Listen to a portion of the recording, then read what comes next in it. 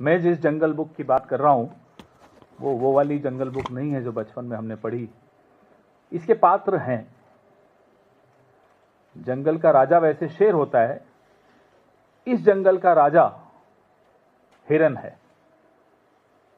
आप लोग बहुत उत्सुक हैं हिरेन जोशी के बारे में मैं कुछ बोलूंगा, वक्त आने दीजिए, चल रही है पूरा काम चल रहा है। लेकिन हिरन के आसपास इस जंगल में और भी लोग हैं। आज जिस पात्र की हम बात कर रहे हैं, स्कैम यूपी 112, स्कैम अप 112 आप जानते हैं, एक डायल सर्विस यूपी में है। आप 112 डायल कीजिए, सर्विस आपको मिलती है। ये जो 112 है, ये 112 करोड़ का घपला एक ऐसे व्यक्ति द्वारा जो प्रधानमंत्री कार्यालय के बहुत नजदीक, जो उत्तर प्रदेश के मुख्यमंत्री का प्रिय, देश के प्रधानमंत्री का प्रिय, और देश के प्रधानमंत्री के कार्यालय में जिस हिरण की मैं बात कर रहा हूं उनका तो बहुत ही ज्यादा प्रिय, नाम है नवनीत सहगल। अब ये नवनीत सहगल जी जो हैं,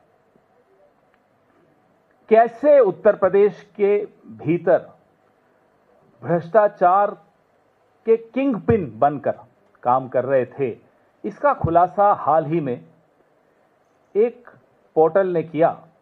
उस पोर्टल ने इनकम टैक्स डिपार्टमेंट की एक रिपोर्ट को कोट किया, उस रिपोर्ट के आधार पर अपनी स्टोरी लिखी।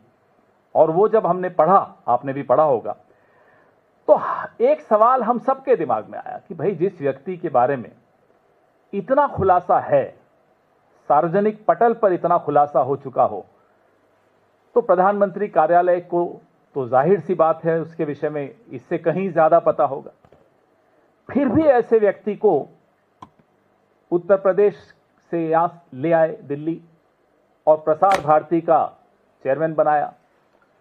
फिर जब हमारा आपका कुछ संवाद हुआ हिरेन जोशी के संबंध में, तो आनंद फानन में इनका इस्तीफा ले लिया गया। भाई इतने इस सार्वजनिक पद पर आप किसी को बैठाते हो तो जनता को जवाब तो दीजिए कि क्यों बैठाया और फिर क्यों हटाया। और अब चर्चा है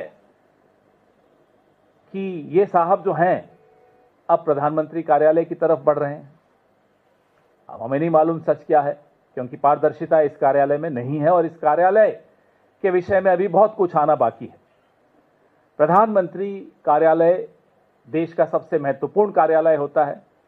हमने कुछ सवाल पिछले कई दिनों से लगातार पूछे, जवाब जहां से आने चाहिए वहां से तो नहीं आए, लेकिन और कहीं से जवाब भी आ रहे हैं।